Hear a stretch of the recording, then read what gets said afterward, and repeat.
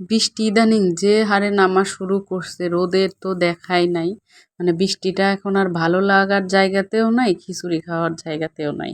মানে একটা বিরক্তির কারণ হয়ে দাঁড়াইছে বৃষ্টিটা আজ কয়েকদিন। মানে কোনো রোদ নাই, সারাদিন শুধু বৃষ্টি আর বৃষ্টি।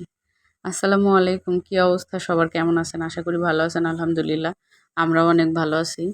তো অনেকদিন ধরেই আসলে আমরা প্ল্যান করতেছিলাম, নীলা আপু আর আমি ২ জন মিলে, যে আমরা মানে শহরের বাইরে একটু ঘুরতে যাব, সিলেটের বাইরে।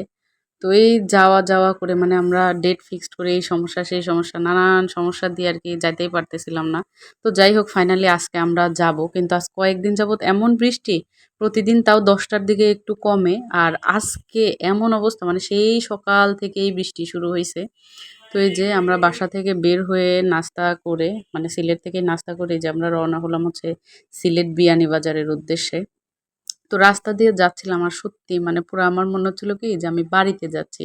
এগুলো আমার গ্রামের রাস্তার মতো মানে রাস্তা, মানে খুব ভাল লাগতেছিল। কাব্য অবশ্য বারবার বলতেছিল যে, "আম্মু মনে হচ্ছে যে আমি দাদুর বাসায় যাচ্ছি।"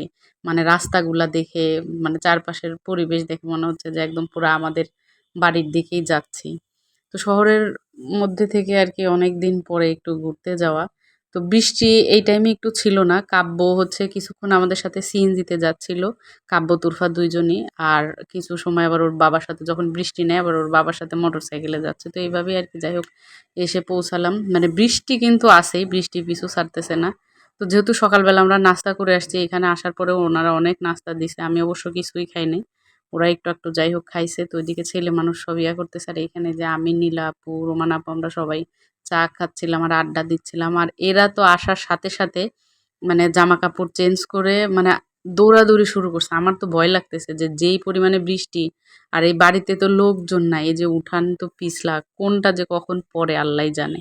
যাই হোক ওরা খেলাধুলা করতেছিল, হঠাৎ এই যে চোখ পড়ছে মানে ওদের জাম্বুরা গাছের দিকে। তো সাইডে আবার হচ্ছে একটা জাম্বুরা পড়ে আছে, ওটা অবশ্য নষ্ট। পরে বাড়িরই আরকি ওই রোমান আপুদের এক পরিচিত ভাইয়া এই যে কাব্যদেরকে জাম্বুরা পেড়ে দিল। মানে কাব্য তো মহা খুশি। এখন ওই যে তারের উপর ওই জাল দেখেও বলতেছে যে, "আম্মু এই জালটা কার? এই জাল নিয়ে আমি হচ্ছে মাছ ধরতে যাবো।" মানে সময়টা যদিও আমরা কম থাকছি এখানে, তবে যতটুকু সময় আরকি আমরা এখানে থেকেছি মানে সত্যি খুব ভাল লাগছে। মানে আমরা বড়দের থেকে বাচ্চারা সবচাইতে বেশি আনন্দ করছে। মানে ওদের আনন্দ দেখে সত্যিই অনেক ভালো লাগছে। মাঝেমধ্যেই আসলে একটু ভিন্ন পরিবেশে এদেরকে নিয়ে যাওয়া উচিত। কিন্তু শহরের যেই ব্যস্ত জীবন, পড়ালেখা, ছেলেমানুষ তার কর্ম নিয়ে ব্যস্ত, ওইভাবে হয়ে ওঠে না। তারপরেও আসলে আমরা চেষ্টা করি একটু ঘোরার, বাইরে যাওয়ার। এই যে মানে আমার ছোটটাও কি খুশি, মানে যখন যেদিকে মন চাচ্ছে যাচ্ছে, শুধু বাইরে একটু যাচ্ছে আবার আসতেছে, কারণ বৃষ্টি মাঝে থাকতেছে আবার মানে চলে যাচ্ছে এই আরকি। তো সবাই ভালো থাকবেন, সুস্থ থাকবেন। ভিডিওটি দেখার জন্য ধন্যবাদ।